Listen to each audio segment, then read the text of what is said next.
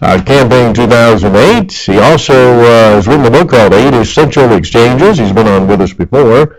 What if Hillary Clinton didn't run? What if Hillary Clinton didn't win as a Democratic nominee? That's what we're talking about here with Kevin. Kevin, I was asking about, or suggesting we lost you a moment ago about, it doesn't matter more who the Republican candidate is. Mitt Romney gets 3 million less votes than John McCain. The Democrats, to me, are kind of all the same. I mean, I realize some are worse than others. Elizabeth Warren's worse than maybe Hillary Clinton, but they're all sort of in the same area. What about it? Do you think it's more important who the Republican nominee is? I think you're exactly right. I think here's the thing that some Republicans don't want to hear, and I don't love to say this because it makes them mad, but unfortunately, the Democrats are better at just kind of uniting and saying, you know what, we didn't love this person, but we'll get behind them. Republicans, there are certain people at different wings of the party that say, you know what, if somebody else is the nominee, I wouldn't vote. And let me give you just an example. There are people in the Jeb Bush, Chris Christie wing of the party that say, if our nominee, if we go with Rand Paul or Ted Cruz, I'm not showing up. And on the other end of the spectrum, there are more libertarian-leaning Rand Paul people who don't love Jeb Bush, who think he's too moderate, and they may be right, but they say, just like they sat home with Mitt Romney, they say, if he's the nominee, we'll sit home. And that's why it's very interesting to watch guys like Scott Walker, if Marco Rubio runs, Rick Perry, who I think people are counting out too soon. These kind of guys who have a record that's very conservative, but it's more palatable to the entire Republican Party. I think these guys have a real chance, and we'll see what happens. No, I think you're right. I mean, I think that's what happened to Mitt Romney, right? There were just some people, may have been because of Mitt Romney's faith being a Mormon. It may have been because they thought he was too liberal early in his career and didn't trust that he had really come around to conservative values and views. That really hurt him, right? Yeah, it did. And there are people that just don't trust him at the end of the day. And if Republicans can find somebody they can trust, that's going to go a long way, because even if you look right now what's happened with the House and Senate elections, Republicans had a big sweep, but I still think there's this sentiment in the Republican Party that when we send some of our guys up there, some of the ladies we send up there, they don't always do what we sent them up there to do, and we tend to be disappointed pretty easily. Kevin, I had a question, too. You know, over the years, you can look back even to, say like JFK, there are certain Ronald Reagan, Bill Clinton, there maybe even the 2 Bushes, but I wanted to ask you, and even Obama in 2008 especially, but there's candidates that certain people just really get behind, and they're like, that's my man, yes, I'm going to go out there, I'm going to campaign, I'm going to, put these door stoppers on, I'm going to make sure people are at the polls, all that kind of stuff. Are there any kind of candidates out there that you see on both sides that, the wow factor, they're really presidential and people are going to be excited about this year or coming in 2016? Yeah, if you're looking on the Republican side right now, I think Scott Walker would have to be that one you see that. Because what Republicans like is, hey, here's a guy, he wasn't a Republican in a red state that did well. He was a Republican in a blue state. And he stood up and he championed our values. Number one, we like that. Number two, I think we like the fact that this is a guy who has already been vetted nationally. Because when they tried to recall him, they've searched through all of his things. The Democrats have tried to bring him down, and the biggest thing they found out is he doesn't have a piece of paper that says he graduated from college. That's the biggest thing that they found on him. And then just the fact that, unlike... We may have lost Kevin again. I was just thinking, too, again, about changing the map, because of what we talked about, the electoral map, the way it's been in the last number of elections now. You got to get something where a candidate can actually appeal in many states. It'd be nice to see a national 50-state campaign, but it certainly, in places like Wisconsin, Michigan, where Republicans are not winning these on a presidential scale, but it's been fairly close. Obviously, Ohio needs to come back, Florida, that kind of thing. Doug, I was just remembering, do you remember back in 2004 with that campaign? I'll never forget with Kerry, and I'll never forget with him reading about, he said, early on, this was probably this time and back then, 10 years ago, 11 years ago now, And I'll never forget, he said, we can't win the South. And I was starting reading all this stuff, and I said, wait a minute. If this candidate, this national candidate saying, well, we can't win here and we can't win here, he's not, I even knew back then, early on in February or March of 2004, that he would not win after he got the nomination because his people were saying, you don't need to put money in the South because we're not going to win the South. And I was like, wow, that was just really telling. So if you're going to, let me give advice to presidential candidates. The one thing I will tell you, if you better have a 50-state strategy. If you don't, then you forget about it. I don't think either one of them do. I really don't. I think I'd like to see some Republicans campaigning in the Midwest because I believe these are people who share a lot of the same values, and I'd like to. But you don't see them on the ground. They have to choose where the money is spent. And right now, the Republicans have been on the defensive on a presidential level in Florida and Ohio, and there's so much money going into those states, right? The Democrats have California. They've been winning at 10 points or so for a number of years. They got New York. Conservatives have Texas. Used to have Florida. Hey, Kevin, I wanted to ask you. Is he back? Yeah, Kevin. Yeah, he's back. Kevin, I wanted to ask you with that whole thing. Did you hear what I said about the 50 states? I'm somebody that's very competitive. I've always played sports and I love politics. It drives me crazy on the Democratic side and the Republican side. And you've run a presidential campaign and been a part of it. How is it that people can think, well, we can't win here? I mean, obviously, I know that a Democrat. You think John Kerry could have won in the South?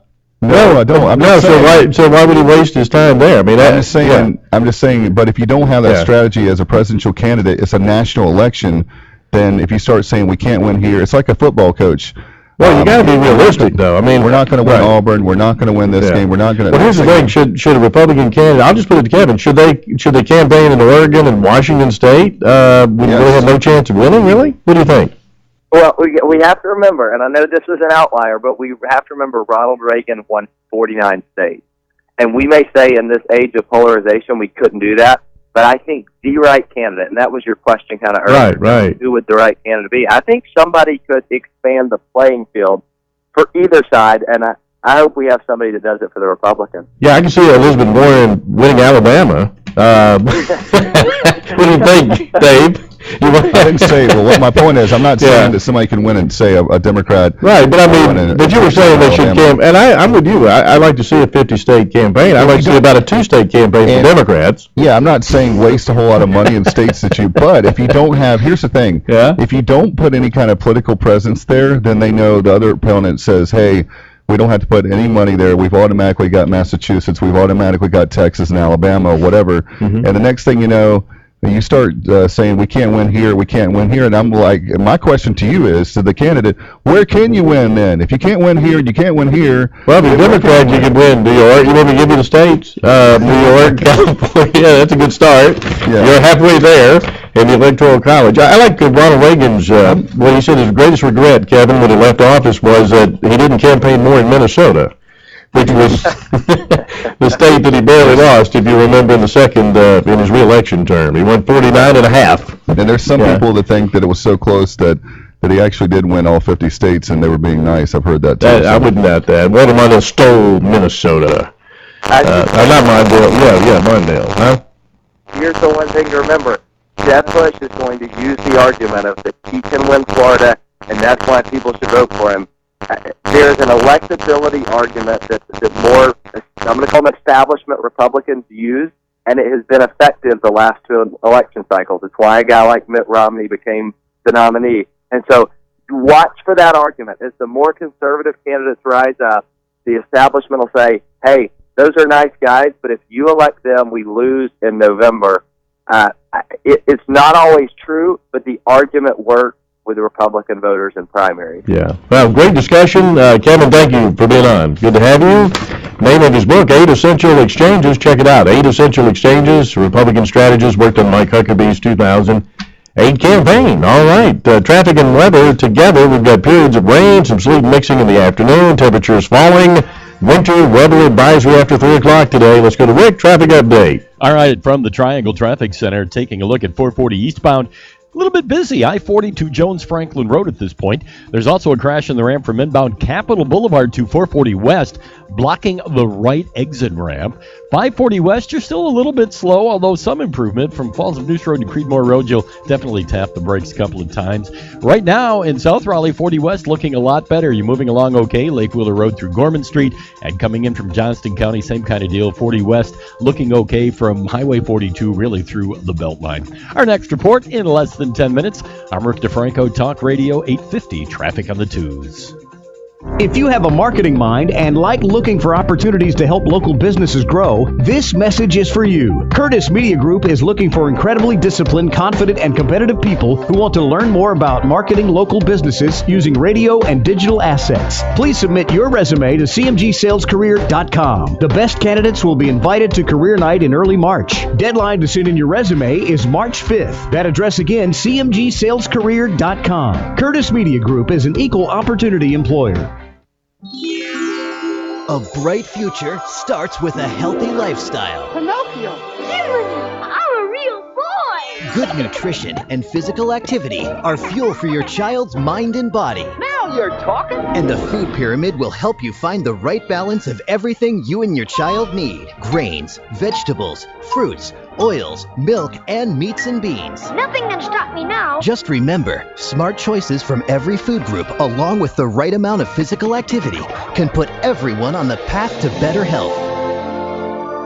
Look, the wishing star. You don't have to make a wish for a healthier you to come true. Just eat right. Here's an apple. Be active. Come on, I'll race you home. And make it balance. Attaboy, Pinocchio. A healthy lifestyle can lead to great things for you and your child. Visit mypyramid.gov to learn more. That's mypyramid.gov. This message brought to you by the U.S. Department of Agriculture and the Ad Council. The talk leader in the triangle, Talk Radio 850.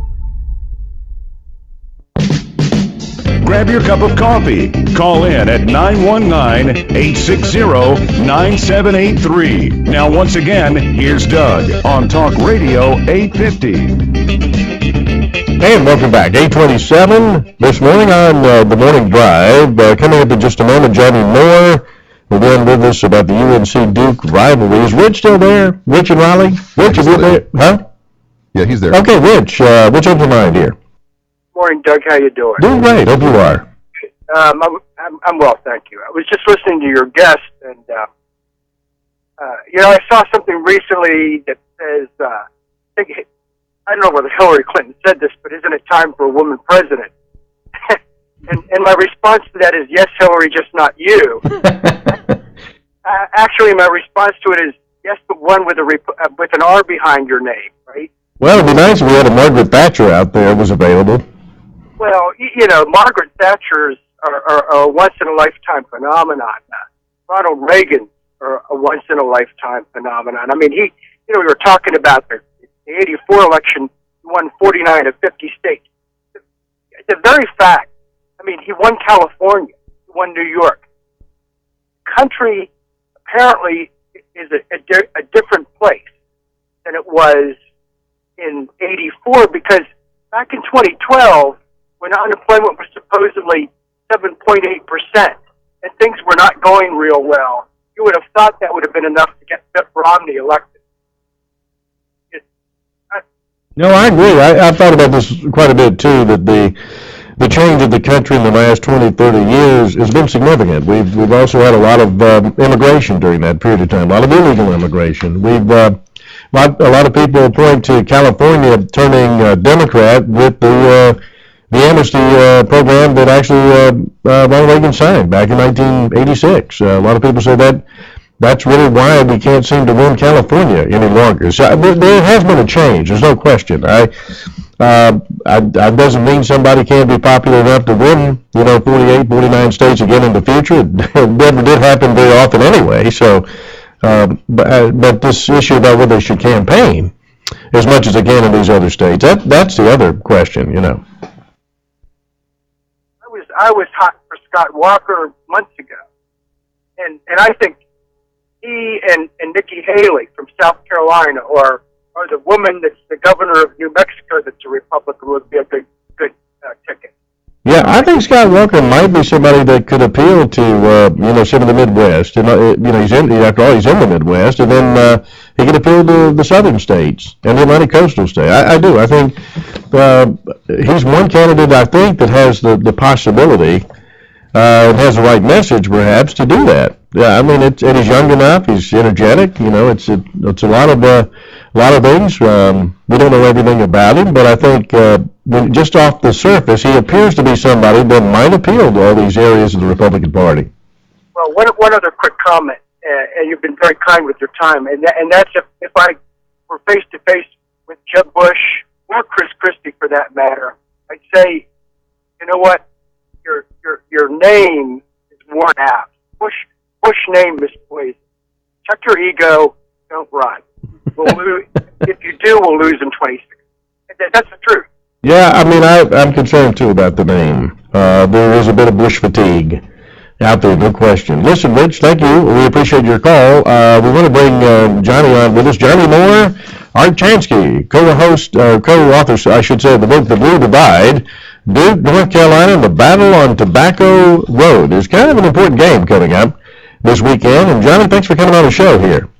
Yeah, Doug, no problem. I can tell you from your last caller that there might be some political changes in the world, but Duke, Carolina still doesn't like each other. Yeah, well, I live for the constants in life, but I don't want them to start sitting down at the negotiating table or anything like that. Yeah, it doesn't matter about Duke, Carolina games. It's they're not going to like each other when that game comes up. It's going to be a big battle. Basically, it's every day. It's not just that game, by the way. Well, and of course, I know Dave wants to get in here.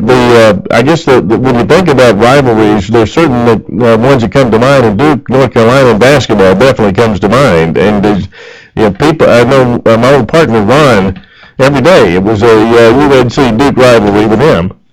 Yeah, what a great man. I've listened to Ron a lot over the years, of course, being here in Durham. But one of the great things that we did in the book was we really went back and looked at cause and effect. We tried to find in each chapter, in each story, why things happened, why the rivalry is so heated. Basically went back to when Art Heyman, back in 1960, number one pick out of high school, ended up being the number one pick in the NBA draft by the New York Knicks. But why he ended up going to Duke instead of Carolina.